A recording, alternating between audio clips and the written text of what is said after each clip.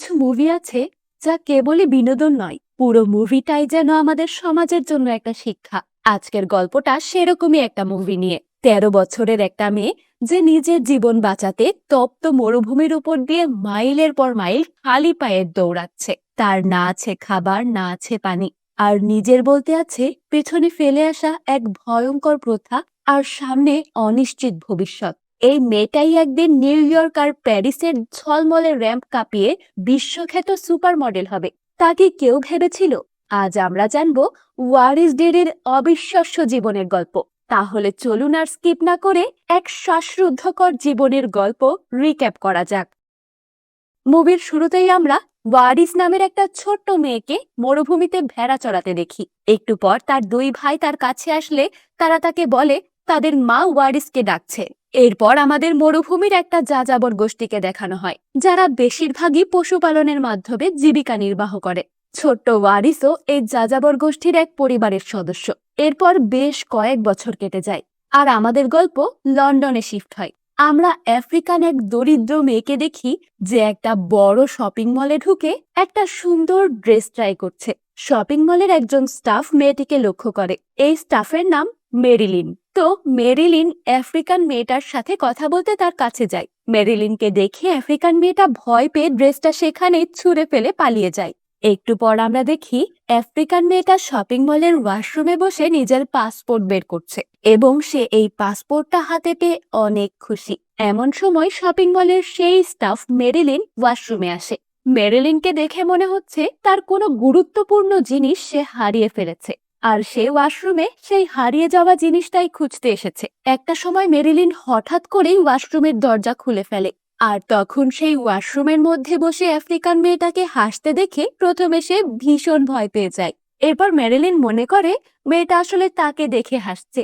তাই মেরিলিন মেয়েটাকে রাগ দেখিয়ে বলে, আমি আমার দরকারি জিনিস হারিয়ে ফেলেছি, এটা কি কোনো হাস্যকর বিষয়? মেয়েটা পারমিশন ছাড়া শপিং মলের স্টাফদের ওয়াশরুমে ঢুকেছে।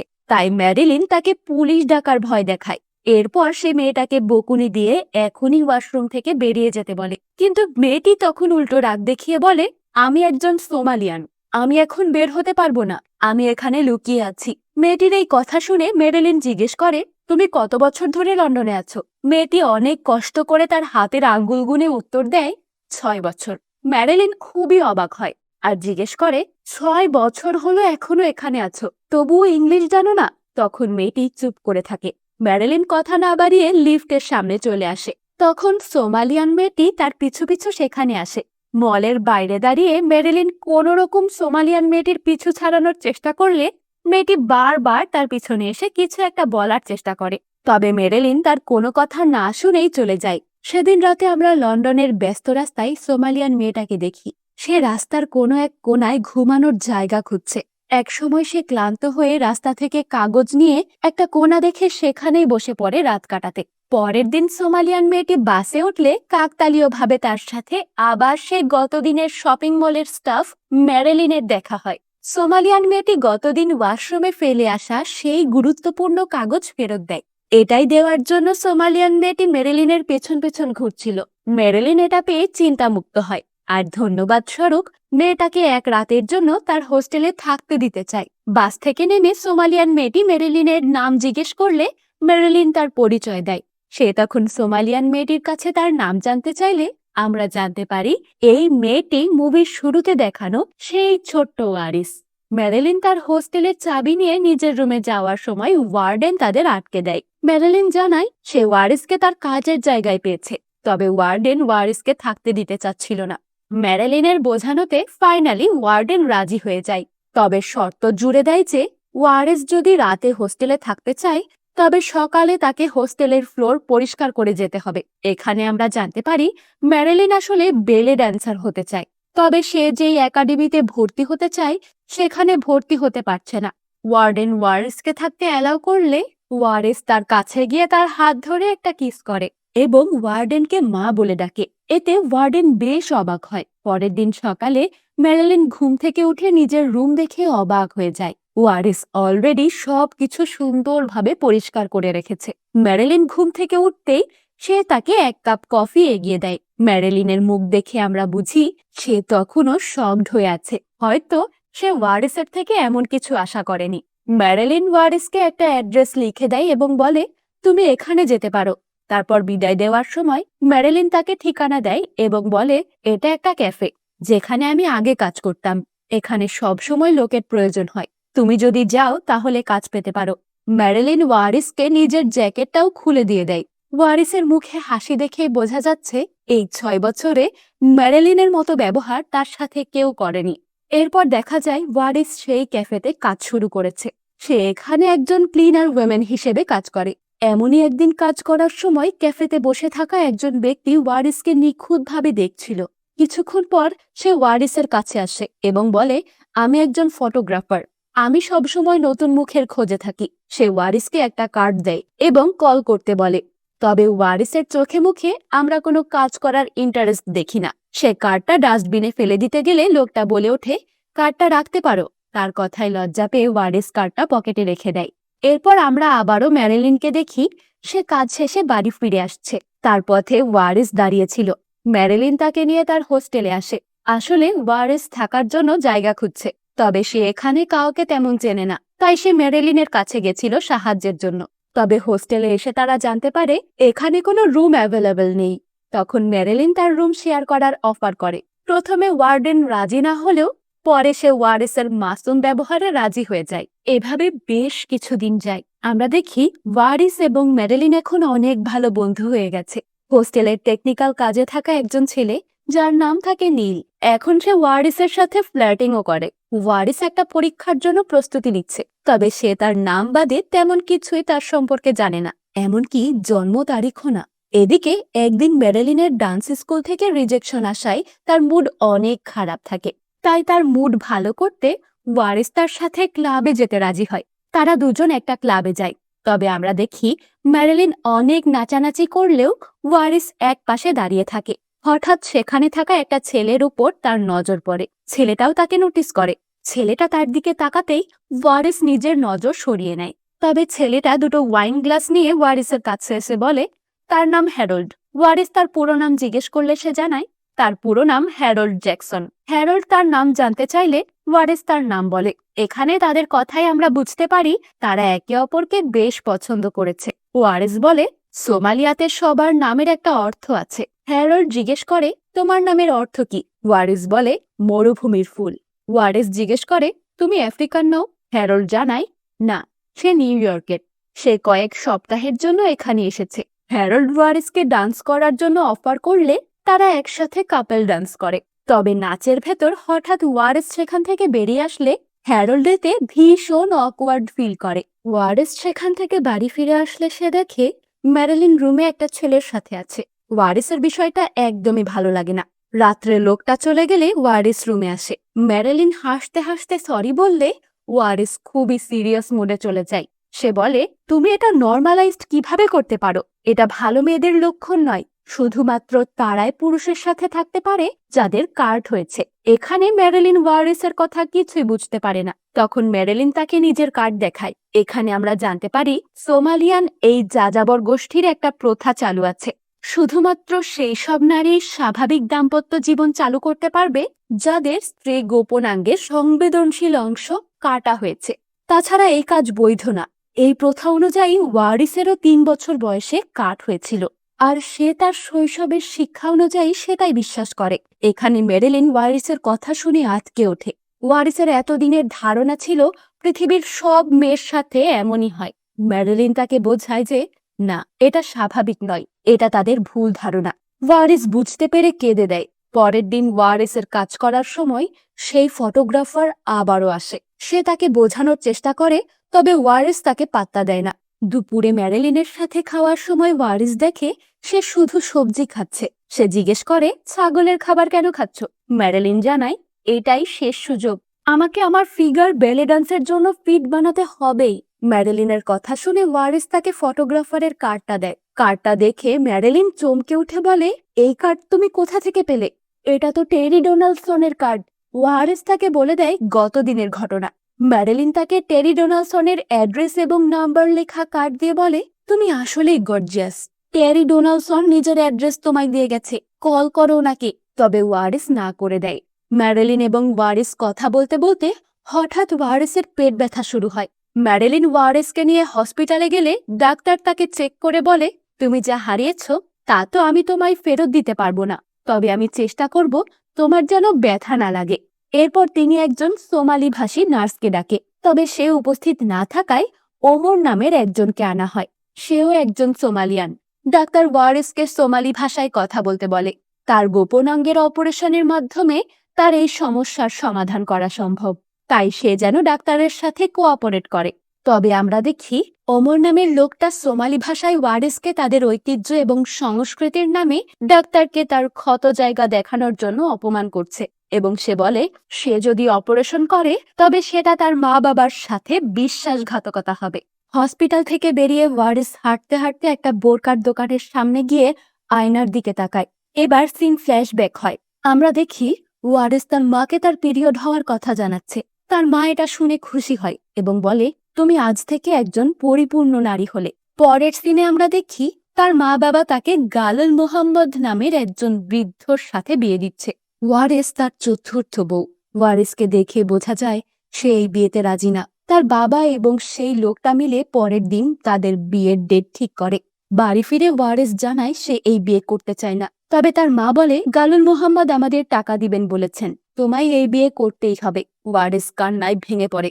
ভোর রাতের দিকে ওয়ারিস বিয়ে করবে না বলে বাসা থেকে পালিয়ে আসে। তার মা বুঝতে পারে, তবে তাকে কিছুই বলে না। তবে তার ছোট ভাই তার পিছু পিছু যায়। সে ওয়ারিসের সাথে যেতে চায়, তবে ওয়ারিস বলে, এখানে তোমার দরকার, তুমি চিন্তা করো না, আমি একদিন অনেক টাকা ইনকাম করব, তখন তোমায় নিয়ে যাব। তারপর ওয়ারিস সেখান থেকে পালিয়ে আসে। সে ভাবে সে তার নানা বাড়ি চলে যাবে, তবে তার নানা বাড়ি অনেক দূরে হওয়ায় সে একসময় পথ হারিয়ে ফেলে এবং মরুভূমিতে দিশেহারা হয়ে ঘুরতে থাকে। পথে লতা পাতা যা পায় তাই খেয়ে কোনো রকম বেঁচে থাকে। কয়েকদিন এভাবেই হাঁটার পর সে মেইন রোড খুঁজে পায়। পথে একটা ট্রাক পেলে সে তাতে উঠে যায়, আর সেই লোকগুলোও তাকে উঠিয়ে নেয়। তবে পথের মাঝে ট্রাক চালক তাকে রেপ করার চেষ্টা করে। তার হাত থেকে বাঁচতে ওয়ারেস ট্রাকে থাকা পাথর সেই ট্রাক চালকের মাথায় মেরে দেয়। তারপর ট্রাক থেকে পালিয়ে আসে। ওয়ারেস কোনো রকমে তার নানিকে খুঁজে পায়। তার নানি তাকে বাসায় নিয়ে এসে খেতে দেয়, তবে তার নানির বাড়ির কেউ তাকে থাকতে দিতে রাজি না। তার নানি জোর করেই ওয়ারেসকে তার বাসায় রাখে। তার নানি ওয়ারেসকে জানায় তার মা তার বাবাকে বিয়ে করতে জোর করে মরুভূমিতে পালিয়ে গেছিল, তবে তার বাবা যাযাবর হওয়ায় তার মায়ের পরিবারের কেউ কখনো তাকে মেনে নেননি। এরপর সিন আবারও বর্তমানে আসে। আমরা দেখি ওয়ারিস আবার অপারেশন করতে হসপিটালে ফেরত এসেছে। তার অপারেশন শেষে বেডে দেওয়া হলে ম্যারিলিন তার সাথে দেখা করতে আসে। কয়েকদিন পর ওয়ারিস সুস্থ হয়ে বাসায় ফিরলে সে ফটোগ্রাফার টেরির কাছে যায়। তাকে দেখে টেরি বেশ খুশি হয়। ওয়ারিস তাকে ছবি তোলার জন্য কত টাকা দেবে জিজ্ঞেস করলে টেরি বলে, আমি নর্মালি ছবি তোলার জন্য টাকা পাই, তুমি কি সত্যি মডেল হতে চাও? ওয়ারিস উত্তর দেয়, আমি একটা ভালো লাইফ চাই। এরপর আমরা দেখি টেরি ওয়ারিসের ছবি তোলার চেষ্টা করলে বারবারই ফ্ল্যাশ লাইটে ওয়ারিস চোখ বন্ধ করে ফেলছে। ওয়ারিসের মাইন্ড কনভার্ট করতে টেরি তার পরিবারের কথা মনে পড়ে কিনা জিজ্ঞেস করলে আমরা দেখি ওয়ারিসের ছবিতে মন থাকে না। এই সুযোগে টেরি বেশ কিছু ছবি তোলে। তারপর ওয়ারিস টেরির বলা জায়গায় নিজের ছবি নিয়ে যায়, যেখানে লুসিন্ডা নামের এক মহিলা তার ছবি দেখে বলে, টেরি সবসময় সৌন্দর্য রাখে। টেরি বলেছে তার দেখা সবচেয়ে সুন্দর ফেস তোমার। তবে এখানে লুসিন্ডার বিহেভিয়ারে আমাদের মনে হয় তার ওয়ারিসকে খুব একটা ভালো লাগেনি। তবে টেরির কথা সে ফেলতে পারছে না, তাই সে ওয়ারিসকে টাইম দিচ্ছে। লুসিন্ডা ওয়ারিসকে হাই হিল পরে হাঁটতে বললে আমরা দেখি ওয়ারিস সোজা হয়ে দাঁড়াতেও পারছে না, সে বাঁকা হয়ে কোনো রকম হাঁটে। এরপর লুসিন্ডা তাকে টেরির বলে একটা ফটোশুটে পাঠায়। সেখানে গেলে তারা ওয়ারিসকে সবার শেষে ডাকে। ওয়ারিস একটা ছবি তুলেই চলে যেতে গেলে ক্যামেরাম্যান তাকে বলে, তুমি টেরির পাঠানো মেয়েটা না? ওয়ারিস হ্যাঁ বললে তারা ওয়ারিসের বেশ কিছু ছবি তোলে। এরপর বেশ কিছুদিন কেটে যায়। ওয়ারিস এখন পুরোপুরি একজন মডেল হিসেবে কাজ শুরু করেছে। সে এখন যথেষ্ট ফেমাস। ওয়ারিস লুসিন্ডার অফিসে গেলে লুসিন্ডা তাকে জানায় সে তার জন্য ওয়ার্ল্ড ট্যুরের ব্যবস্থা করেছে। এখানে ওয়ারিস বিভিন্ন দেশের হয়ে মডেল হিসেবে কাজ করবে। সে আফ্রিকা, ফ্রান্স সহ আরো কিছু দেশে ঘোরার পর দুটো মেজর অনুষ্ঠানে অ্যাটেন্ড করতে আমেরিকা যাবে। ওয়ারিস আমেরিকার কথা শুনে খুশি হয়ে যায়। আমরা বুঝি তার খুশির কারণ হয়তো হ্যারল্ড নামের সেই নাইট ক্লাবের ছেলেটা। তারপর সে লুসিন্ডাকে নিজের পাসপোর্ট দেয় ভিসা করতে। এরপর আমরা ম্যারিলিনকে দেখি যে একটা ব্যালে ডান্সের ক্লাসে সিলেকশনের জন্য এসেছে। তবে এখানে আমরা এক অন্যরকম ম্যারিলিনকে দেখতে পাই। আসলে ম্যারিলিন বেলে ডান্সে অতটাও ভালো না এবং তার কনফিডেন্সের যথেষ্ট অভাব আছে। ম্যারিলিন ক্লাস থেকে বেরিয়ে চলে আসার সময় পথে আমরা ওয়ারেসকে বসে থাকতে দেখি। ওয়ারেস সিলেকশন সম্পর্কে জিজ্ঞাসা করলে ম্যারিলিন বলে, ওখানে সকলকে আমার থেকে বেটার লাগছিল। আমরা বুঝি সে লো কনফিডেন্সের কারণে সেখান থেকে চলে এসেছে। ম্যারিলিনের এই অবস্থা দেখে ওয়ারিস তার ব্যাগ থেকে তাকে একটা ঘড়ির গিফট বক্স বের করে দেয়। ওয়ারিস সবকিছুর জন্য ম্যারিলিনকে ধন্যবাদ জানায়। ম্যারিলিন অনেক খুশি হয়। ম্যারিলিন জিজ্ঞেস করে, তোমার কাছে এত টাকা কোথা থেকে আসলো? ওয়ারিস নার্ভাস হয়ে জানায়, লুসিন্ডা চাই আমি ওয়ার্ল্ড ট্যুর করি, তার জন্য আমায় অনেক টাকাও দিয়েছে, কিন্তু আমাকে তোমায় হেল্প করতে হবে, আমাকে র্যাম্পে হাঁটা শেখাতে হবে। এরপর আমরা দেখি ম্যারিলিন ওয়ারিসকে হাঁটা শেখাচ্ছে এবং ওয়ারিসও কিছুক্ষণের মাঝে শিখেও যায়। কিন্তু এর মাঝে সেখানে নীল আসে এবং জানায় ওয়ারিসের সাথে নিচে একজন দেখা করতে এসেছে। নিচে আসলে আমরা জানতে পারি তার সাথে আসলে লুসিন্ডা দেখা করতে এসেছে। লুসিন্ডা অনেক রেগেছিল। সে বলে, তোমার উপর ইনভেস্ট করে আমার সব লস, তুমি আমায় জানাওনি কেন? তুমি মরুভূমি থেকে এসেছো, তোমার উপর খরচ করা প্রত্যেকটা পয়সা আমার লস। তাদের কথার মাঝে নীল ওয়ারিসের সামনে হাঁটু গেড়ে বসে এবং বলে, আমায় বিয়ে করে নাও, আমি তোমায় বিয়ে করতে চাই, আমায় বিয়ে করলে তুমি পাসপোর্টও পেয়ে যাবে। লুসিন্ডা বলে, আমার অত সময় নেই, সামনেই মঙ্গলবারের মাঝে ওয়ারিসকে বের করতে হবে। এরপর আমরা দেখি লুসিন্ডা ওয়ারিসের জন্য একটা ইললিগাল পাসপোর্টের ব্যবস্থা করেছে, যেখানে সে ওয়ারিসকে একজন আমেরিকান সিটিজেনের ওয়াইফ হিসেবে পরিচয় দিয়েছে। তবে আমরা দেখি এয়ারপোর্টে তার ইললিগাল পাসপোর্ট ধরা পড়ে যায় এবং তাকে পুলিশরা অ্যারেস্ট করে নেয়। জেলে ওয়ারিস অনেক ভেঙে পড়ে, সে শুয়ে তসবি পড়তে থাকে। এখানে আমাদের ফ্ল্যাশব্যাকের কিছু সিন দেখানো হয়। আমরা জানতে পারি ওয়ারিস কিভাবে লন্ডনে এসেছিল। ওয়ারিস তার নানির কাছে থাকাকালীন তার নানি তাকে জানায় তার বাবা তার পালানোর জন্য তার মাকে অনেক মারধর করে এবং সে ওয়ারিসের উপর অনেক রেগে আছে। ওয়ারিস বলে, আমি ফেরত যাব না। তখন তার নানি তাকে বলে, লন্ডনে তার খালা মারিয়াম থাকে, সে লন্ডনের রাষ্ট্রদূতের স্ত্রী, সে একজন দাসী খুঁজছে। তার নানি তাকে তার কাছে পাঠাবে বলে ডিসিশন নেয়। তারপর তার নানি তাকে একটা মেয়ের সাথে লন্ডনে পাঠিয়ে দেয়। এরপর অনেক কষ্ট করে ওয়ারিস সোমালিয়ার এম্বাসিতে পৌঁছায়, যেখানে তাকে একটা আন্ডারগ্রাউন্ড ডরমেটরিতে রাখা হয়। সে সারা দিন কাজ করত এবং সেখানেই থাকত। এখানে আমরা দেখতে পাই তার খালার পরিবার তার সাথে অনেক খারাপ আচরণ করে। ধীরে ধীরে সে সেখানেই বড় হতে থাকে। সে লন্ডনে এসে থেকে কখনোই আর বাইরের দুনিয়া দেখেনি। এর মাঝে সোমালিয়াতে যুদ্ধ শুরু হয়, যা টিভিতে দেখে তার নিজের পরিবারের জন্য টেনশন হতে থাকে। তাই সে নিজের জমানো কিছু টাকা এবং লন্ডনে যে জামা পরে এসেছিল সেটা পরে বাসা থেকে বেরিয়ে যায়। এটিই ছিল মুভির প্রথম সিনের অংশ। এরপর সিন আবারও প্রেজেন্টে শিফট হয়। ওয়ারিসকে বেল দেওয়া হয়েছে। পুলিশ ইন্সপেক্টর তাকে বলে, প্রতিটা পাসপোর্টের একটা মেয়াদ থাকে, একটা সময় পর পর মেয়াদ বাড়াতে হয়, প্রয়োজন হয় শুধু একটা স্ট্যাম্পের। ওয়ারিস জানায় সে এসব জানতো না। পুলিশ জানায় তারা তাকে টেম্পোরারি ইউকে থাকার পারমিশন দিচ্ছে, তবে তাকে তার পাসপোর্ট 1 সপ্তাহের ভেতর রিনিউ করতে হবে। এরপর সে লুসিন্ডার অফিসে যায়। লুসিন্ডা তাকে জানায় সে তার জন্য বেস্ট লয়ার হায়ার করেছে, তার কয়েক হাজার টাকা লেগেছে তাকে ছাড়াতে, এখন তাকে তার টাকা ফেরত দিতে তার বলা কাজ করতে হবে। এটা বলে সে চলে যায়। এরপর ওয়ারিস হোস্টেলে ফিরে লুসিন্ডার পাওনা টাকা হিসেব করলে দেখতে পায় সেটা একটা বড় অ্যামাউন্ট। ম্যারিলিন তাকে জিজ্ঞেস করে, তুমি এখন কি করবে? ওয়ারিস বলে, আমার কাজের পারমিট চাই। এটা বলে সে নীলের দিকে তাকায়। ম্যারিলিন বুঝতে পেরে বলে, তুমি কি সিরিয়াস? এরপর দেখা যায় নীল এবং ওয়ারিস বিয়ে করতে গেছে। এখানে ম্যারিলিনের ব্যবহারে আমরা বুঝতে পারি সে ওয়ারিসের বুদ্ধিতে একদমই রাজি না। সে নীলকে বলে, তুমি কিন্তু ওয়ারিসকে ছুতে পারবে না, জানো তো? নীল বলে, অবশ্যই, আর আমার গার্লফ্রেন্ডও আছে। এরপর তারা বিয়ে করতে যায়। কিছুক্ষণ পর নীল ওয়ারিসকে নিয়ে তার ফ্ল্যাটে আসে। সে দরজার সামনে থেকে ওয়ারিসকে কোলে করে ভেতরে নিয়ে যায় এবং বলে, এটা ট্র্যাডিশন, মানতে তো হবেই। এরপর ওয়ারিস নীলকে সবকিছুর জন্য ধন্যবাদ জানায়। পরের দিন আমরা দেখি ওয়ারিস লুসিন্ডার সাথে টেরির কাছে একটা ফটোশুটের জন্য গেছে। আমরা প্রথমে ওয়ারিসকে বেশ আনকমফোর্টেবল দেখতে পাই। সে বেশ অকওয়ার্ড সিচুয়েশনে থাকে। ফটোশুট শুরু হলে আমরা বুঝতে পারি এখানে ওয়ারিসকে আসলে উলঙ্গ অবস্থায় ছবি তুলতে হবে। সে ইতস্তত করতে থাকলে টেরি তাকে বোঝায় যে তার কাছে ওয়ারিসের বাহ্যিক সৌন্দর্য যতটুকু ইম্পর্টেন্ট, ভেতরের সৌন্দর্য ততটুকুই ইম্পর্টেন্ট। আর সে জানে ওয়ারিস দুই জায়গা থেকেই অনেক সুন্দর। টেরির কথায় ওয়ারিস কিছুটা আশ্বস্ত হয়। সে খুব হাসি খুশি ভাবেই ছবি তোলে। তবে ছবি তোলার মাঝে সে হঠাৎ হ্যারল্ডকে কল্পনা করতে থাকে। কল্পনায় হ্যারল্ড তাকে কিসও করে। ফটোশুট শেষে ওয়ারেস একটা নদীর পাড়ে দাঁড়ায়। তারপর সে কি ভেবে তার পকেট থেকে হ্যারল্ডের সেই ঠিকানা লেখা চিরকুটটা বের করে। চিরকুটটা দেখে সে একটু হাসে। এরপর সিন নীলের বাড়িতে শিফট হয়। নীল ওয়ারিসের উপর স্বামীর অধিকার খাটানোর চেষ্টা করছে। সে তাকে বলে, তুমি কোথায় যাচ্ছ, কি করছো, সব আমায় জানতে হবে। তুমি আমার ওয়াইফ, তুমি আমায় চিট করতে পারো না। ওয়ারেস তাকে তার গার্লফ্রেন্ডের কথা মনে করালে নীল সাথে সাথে পোল্টি খায়। সে বলে, এখন তুমি একটা বউয়ের মতো ব্যবহার করছো। আমি আমার জীবন কি করব, তোমায় কৈফিয়ত দিব না। এটা বলে সে রাগ করে ওঠে।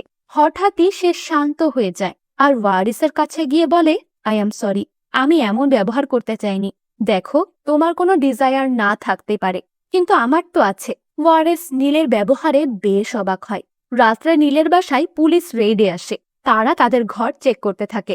একজন পুলিশ নীলদের বেড চেক করে আর বলে, তোমরা শিওর তোমরা একটা ম্যারিড কাপল? আর এটা একটা ম্যারিড কাপলের বেড। আসলে নীল এবং ওয়ারেস আলাদা ঘুমাতো। ওয়ারেস সোফায় আর নীল বেডে থাকতো। নীল পুলিশদের প্রমাণ করতে তাদের সামনে ওয়ারেসকে কিস করে। তাদের এই অবস্থায় দেখে পুলিশ চলে যায়। তবে ওয়ারেসের বিষয়টা ভালো লাগে না। পরের দিন ওয়ারেস মেরিলিনের কাছে তার কাজের জায়গায় যায়। আমরা দেখি ওয়ারেসের ভীষণ মন খারাপ। সে তার নিজের বাসায় ফেরত যেতে চায়। তবে মেরিলিন তাকে বারণ করে।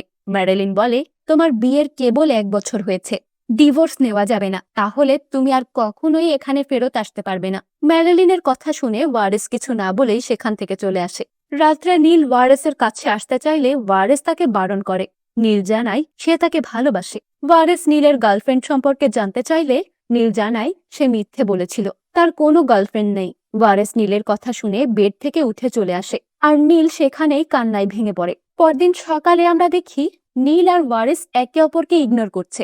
একটু পর নীল বলে ওঠে, ধন্যবাদ আমায় বিয়ে করার জন্য। আমি প্রতি রাতে পৃথিবীর সবচেয়ে সুন্দরী নারীর পাশে কাটাই। কথার মাঝে তাদের ঘরে একটা চিঠি ঢোকে। ওয়ারেস চিঠি চেক করে জানতে পারে তার লন্ডনে থাকার পারমিট গ্র্যান্টেড হয়ে গেছে।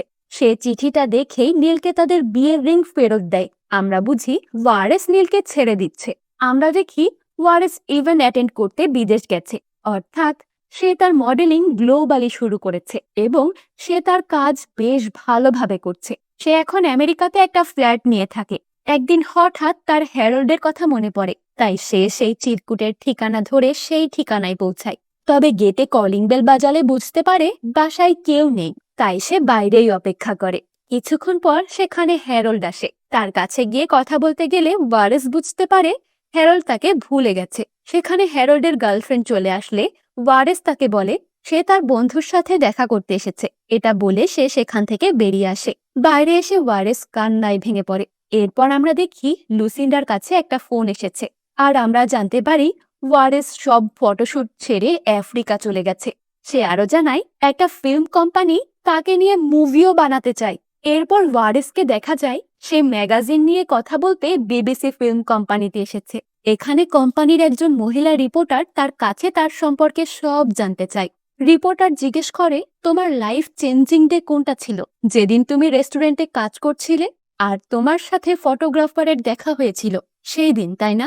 ওয়ারেস বলে, না, ওই দিন ছিল না। রিপোর্টার আবারও জিজ্ঞেস করে, তাহলে কোন দিন ছিল? ওয়ারেস বলে, যদি আমি বলি, আপনি কি কথা দিচ্ছেন আপনি লিখবেন? রিপোর্টার বলে, কথা দিচ্ছি না, কারণ আমাদের লেখা অনেকে পড়ে, তবে আমি চেষ্টা করব, আপনি বলুন। ওয়ারেস বলে, আমার 3 বছর ছিল। ওই দিন রাতে আমাকে বেশি করে ভাত দেওয়া হয়েছিল।